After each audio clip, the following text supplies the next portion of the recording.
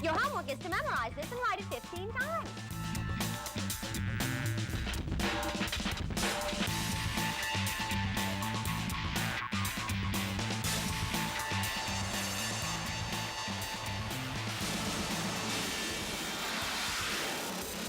Welcome to the coolest, hippest half hour of fun on TV.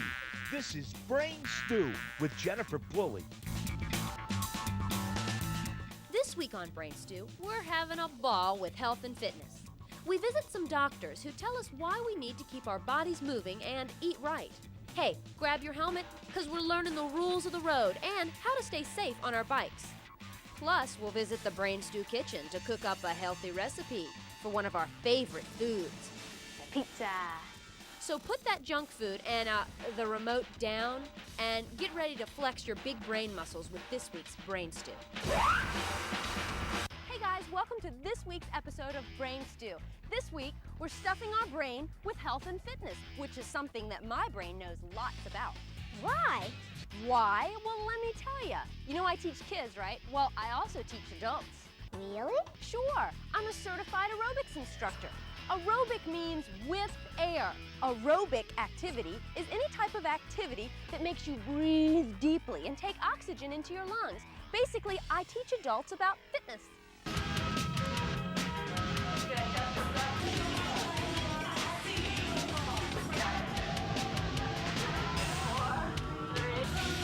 Wow. What is fitness? I knew you would ask that. Fitness, or being fit, refers to how much you can do with your body.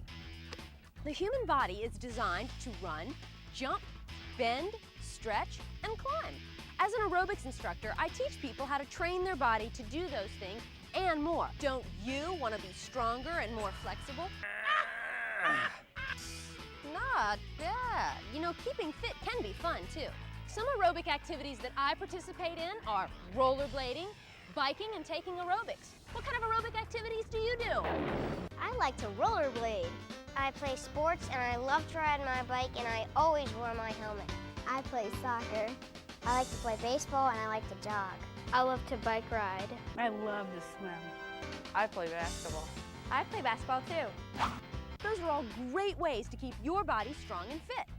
Your body needs regular exercise, and participating in activities like those, you can and you will be fit. You know, being physically fit is so important that even the President of the United States gives a physical fitness test each year to kids just like you. You know, come to think of it, when I was your age, even I had to take it. It's called the Presidential Physical Fitness Award. You know, you have to do activities like Sit-ups. V-sit reach, but I didn't break my arm doing the V-sit reach. Pull-ups. The mile run. Tell you, that was one hard test. I mean, you couldn't even study for it. Okay, so I'm telling you you need to be fit because I'm a certified aerobics instructor. The president thinks fitness is important because, well, he's the president. Why should I listen to them, you ask? Because we know what we're talking about. You want another opinion? Guys, meet Dr. Shelton. She works here at the Children's Hospital for the King's Daughters and at the Eastern Virginia Medical School in Norfolk, Virginia. She's an expert on exercise and fitness for kids. Let's talk to her. How are you? Hi, Jennifer. I'm fine. It's good to have you with us today. Thanks. We're glad to be here. Why do I need to exercise? Children, like adults and everybody else, need to exercise for two reasons: to build strong bodies and sound minds. Exercise helps our bodies by building strong muscles, and that includes both the muscles of our limbs and our trunk and also our heart muscle.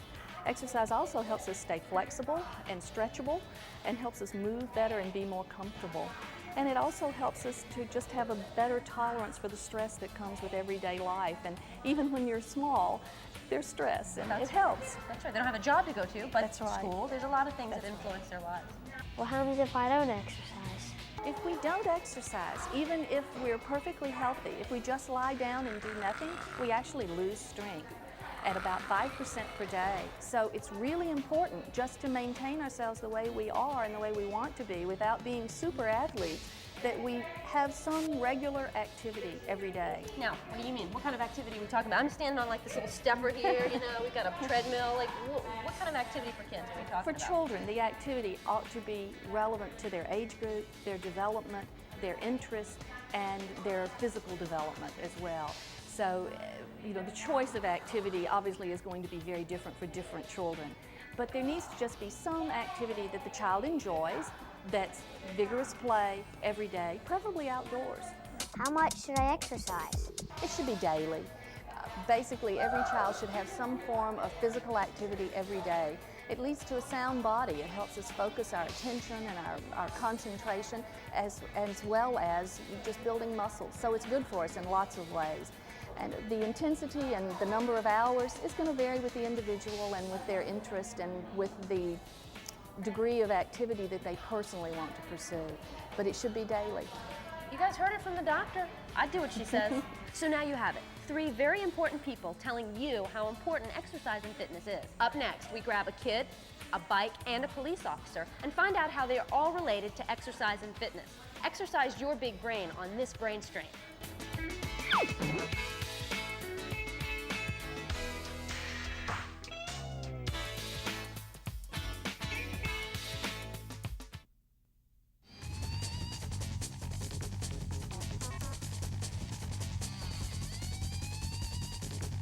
I got the brain strain, I got the brain strain. Did you? You got me. This week we're cooking up health and fitness. Besides rollerblading, another one of my favorite aerobic activities is bike riding. It's a great workout for my legs, and I have fun doing it. Fun, wee! Most of us probably have bikes and know how to ride, or do we? Hey guys, this is my friend, Officer Reed, and she's gonna give us the scoop on bike safety, right? That's right. Okay, and this is Anthony too. He's my friend too. He's not a police officer, but. Okay, Officer Reed, first thing. What do I need to ride a bike? Well, obviously, Jennifer, first thing you need is a bike. All right? I'm gonna use Anthony as a display here. He's got a good bike, good helmet, snugly fit, good pair of shoes, and you really want to be wearing some kind of bright clothing, maybe reflective clothing, so that you can be seen by cars and other people on the road. Tell me a little bit about helmets. I mean, I've got a helmet, my brain bucket, that's what I call it. I'm sure you have one too. What are the specs on a helmet? The helmet is probably your most important piece of equipment. It needs to be Snell or ANSI approved. And you can see on the inside of your helmet here, it says it on this sticker, meets or exceeds ANSI Z90.4. So That's really look for that when you're buying a Absolutely. helmet. Absolutely. It might save your life if you're in an accident. Okay. Let's just say we were, okay, and we fell off and our helmet protected us. Do we want to use that same helmet again the next time we decide to go bike riding? No. Once you take a bad fall and hit the helmet, the inside shell is compromised, and you should really buy yourself a new helmet. Do bikers have rules they have to follow? Absolutely. The same rules that we have for cars, if you're on the road, they apply to you as a bicycle rider. You need to ride on the right side of the road with traffic. When you approach an intersection, you want to look left, then right, and then left again before you enter the intersection. You have to obey all the traffic signals and signs, just like a car would. But there's also, we have hand signals. Oh, really? That we as bicyclists need to use to tell the cars which way we're going. All right, show us these hand signals here, Okay, if we're Anthony. gonna take a left-hand turn, we take our left hand and we point in the direction we're turning in. If we're gonna make a right-hand turn, we put our hand up, okay? And if we're gonna stop, we put it down to let the people in the cars know that we're stopping. Okay, I got my bike. It's fitting me well. Got my helmet on. Am I ready? Wait just a minute here. You want this helmet down a little bit on you to your forehead. It's better. See, you learn something every day. Well, I want to thank Officer Reed and the Virginia Beach Police Department. Thank you so much for all your tips on bike safety. And Anthony, you ready?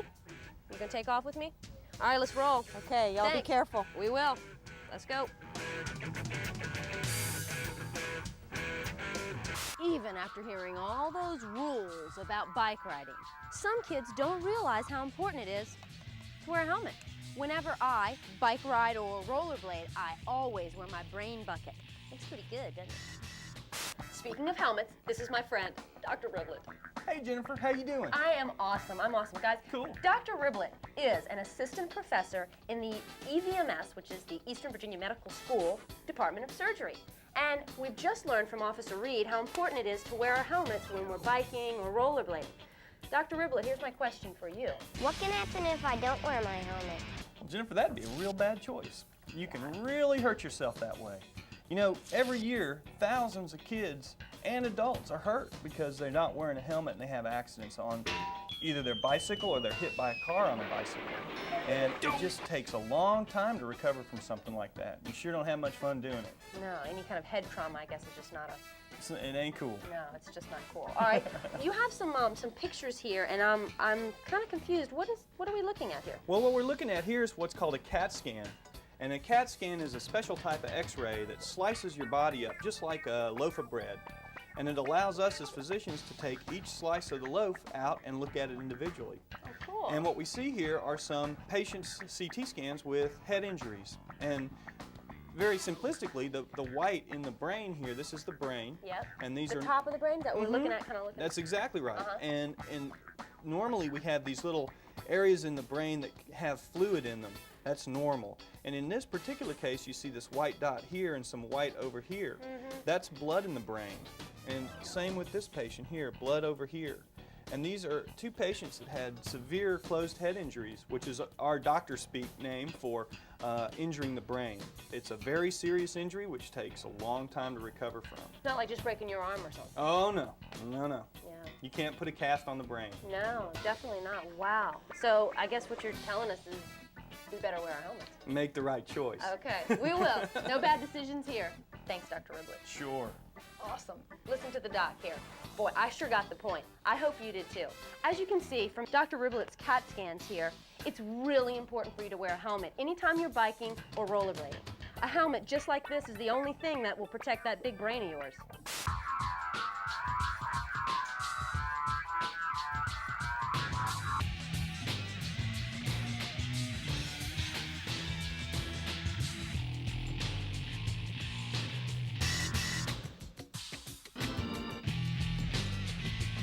Okay, so we've decided to exercise and get fit.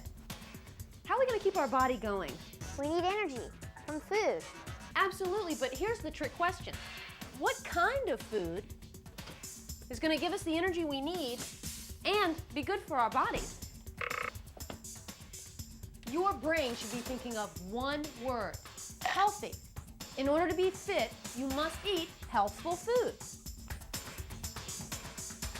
Give me some examples of healthful foods. Apples, oranges, fruits, veggies, chicken. But sometimes we like to be bad and eat unhealthy foods or junk food like Chips, ice cream, fries, and burgers. Oh, and candy. Stop, you're making me hungry. Oh, you know, I have a friend. She's a dietitian and she knows tons about healthful foods and junk food. Let's go talk to her. Hey, first, pass me a chip there. Guys, meet Dr. Carlson. Hi, call me Dr. Babs. Dr. Babs, all right, how are you? Terrific, thank you. Oh, great. Listen, why do we need to eat healthful foods? Well, if we want to be healthy, we have to eat healthy foods. Basically, we are what we eat, okay? If we eat junk, we're going to be junky, okay? We're going to look junky because nutrition does affect the way we look, the health of our skin, the health of our eyes, the health of our hair. Nutrition affects how we perform. So if we're interested in athletics, and lots of people are, Yep. and that's becoming a topic that's much more important these days. I love chocolate. Can I eat it and still be healthy? Well, just like everything else that we do, you can have vacations as long as you do your work. You can have a little bit of recreation as long as you complete your homework. So yes, you can have a few of those what I would call indulgences. Yes. And that's sort of Not what this a huge piece, but not that huge piece. As long as the basics of good nutrition are met, and those basics revolve around that food diet pyramid. So you need to get the good foods in first, and then look at an occasional indulgence. What about fries? French fries, same thing, Same okay? French fries were made from potatoes. Which is good. Which is good, right? But then they've been cooked in... Then they've been cooked in things that aren't so good and salt is added. So occasionally, not a problem. It's all part of good, healthy planning with moderation and proportionality in mind. Why is junk food so bad when it tastes so good? Well, you have to identify why do foods taste good. Actually, there are two reasons. Number one, how they actually respond to our own senses. We can taste four things: salt, sweet, sour, and bitter. And often moms introduce the sweet things first because they like the sweet things. So how we respond to those absolute senses. But then the whole aspect of socialization as far as food is concerned. And probably the best example that I can give you is we lived in Japan for 3 years, and my two oldest children went to nursery school, a Japanese nursery school. And when it was their time to take a snack to this nursery school, they requested to take peanut butter and jelly sandwiches. We made them, we cut them in cute little shapes, we took them in. The Japanese children do not like peanut butter. They were not socialized to eat peanut butter. They were ready to eat their seaweed and some of the other, the rice. Yeah. And the idea of this thick, sticky stuff on white bread, none of the Japanese children ate the peanut butter. Isn't that funny? So we're socialized. Should I take vitamins? Children don't need to take vitamins as long as they're eating a well-balanced meal or well-balanced meals throughout the day. And most people don't realize that's the foundation of the food guide pyramid.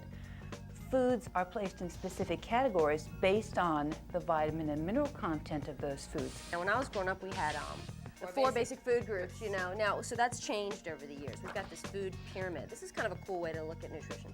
Well, the foundation of a good diet is bread, cereals, and grains. And yes, these are our energy foods. Like carbs, right? The carbs give us energy, but also these foods also give us the B vitamins that help metabolize that carbohydrate. So that's why those foods are placed in the bottom of the food guide and we pyramid. We need lots of servings. We need lots of servings because we need lots of energy and we need lots of those vitamins to help metabolize that.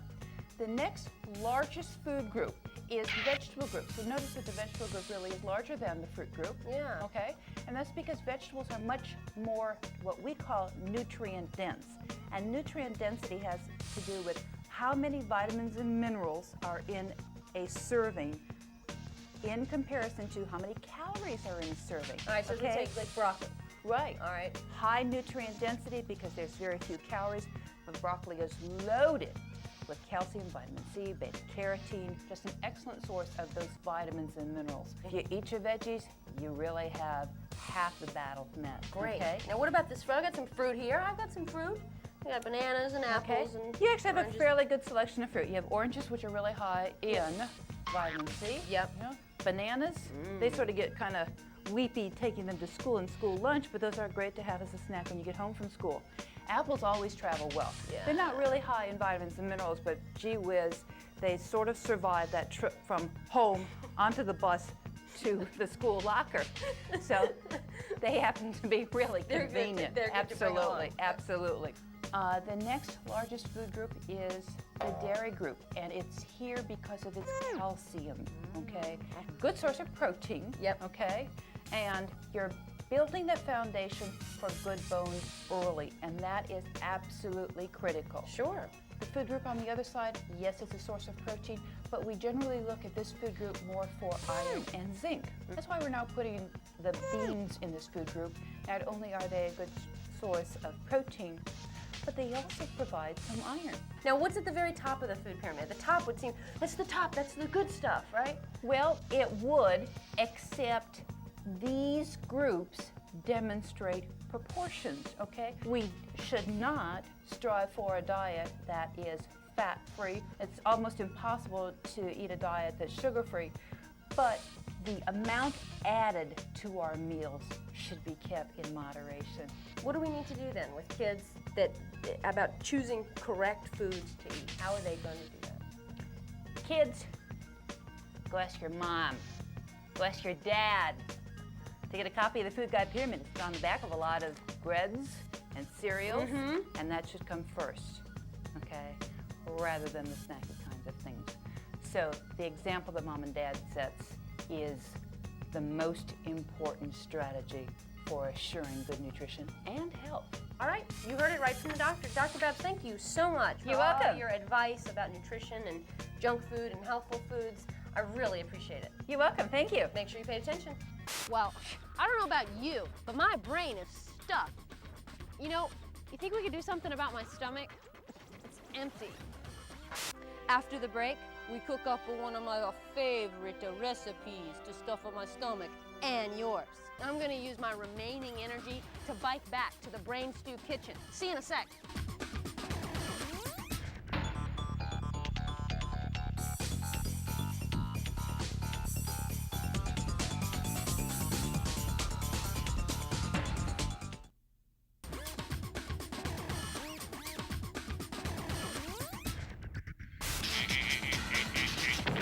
Welcome to the Brain Stew kitchen.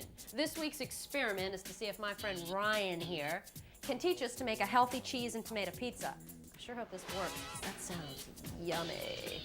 Pizza. Okay, Ryan, how are we gonna do this? First, you need your mom and dad to get these ingredients. 1 teaspoon of dried yeast, 1 teaspoon of sugar, 5 ounces of whole wheat flour, salt and pepper, 2 teaspoons of vegetable oil, 2 tablespoons of tomato sauce. Look, no salt added. 1 teaspoon of Italian seasoning, 3½ ounces of mozzarella cheese, 2½ ounces of warm water. Here's the recipe. Make sure you follow the directions carefully. Thanks, Jen. She's such a teacher. First, measure the warm water into the measuring cup. Look, it's 2½ fluid ounces. Now pour the water into a bowl. Add 1 teaspoon of yeast and 1 teaspoon of sugar. Stir until the sugar has dissolved. Now leave a cup in a warm place for 15 minutes, just until the mixture gets frothy. I'm going to put mine outside. I don't care where you put yours as long as it's warm.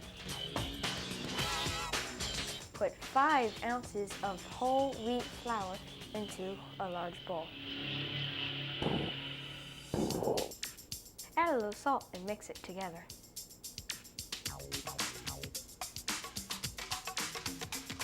Make a little hole in the center of the flour. Put 2 teaspoons of oil into the center. Pour in the warm water mixture. Stir with a wooden spoon. With your hands, mold the dough into a ball. Knead the dough for 5 minutes. Put the dough on a pizza pan. Roll out the dough. Thanks. You're welcome. Let the dough rise in a warm place for about 30 minutes. Again, I'm going to take mine outside.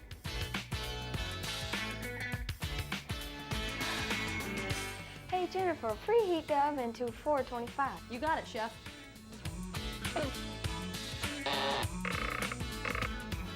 Put 2 tablespoons of tomato sauce onto the pizza. And remember, no salt added. I'm gonna put a little more on because I like a lot of sauce. Hey, Ryan, don't forget the Italian seasoning. Oh, okay. It looks like grass. Finally, we get to sprinkle some of the cheese on. Well, here's the pizza, but it's not quite done yet. Jennifer, would you put it in the oven for me? Sure, it goes 425, right? Yes. How long? 15 to 20 minutes. Anything you say, Chef.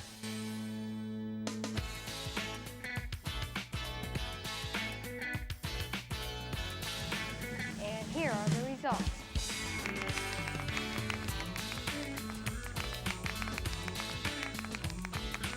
Ryan, thank you so much for making us a healthful snack. I appreciate it. Dr. Babs would be very happy. She sure would be. You want to eat? Yeah, let's go.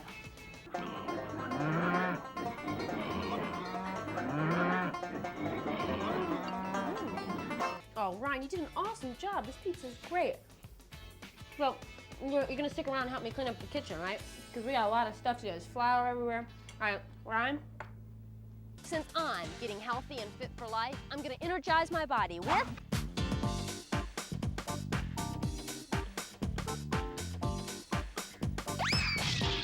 this nutritious banana, and I will bike off into the sunset. Hey, remember, you've only got one brain. So whenever you're biking or rollerblading, always wear a brain bucket, a helmet. It's the coolest thing to do. I'll see you and that big brain of yours next week on Brain Stew. See ya! Chocolate and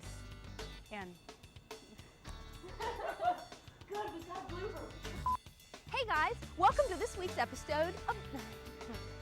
This is my friend, Dr. Riblet. Hey, Jennifer. Sorry. Sorry. All right, I'm gonna get into your rhythm.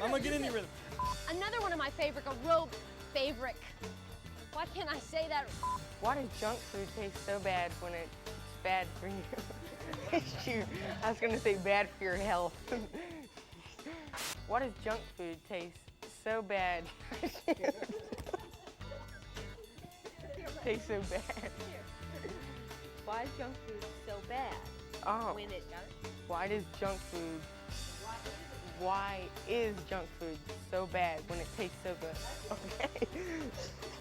Don't you want to be stronger and more flexible? Whoa. Hold on to your brain buckets. Up next, we jump over to jump. It spikes. Hold on to your brain buckets. Up next, we jump over. Why do I keep saying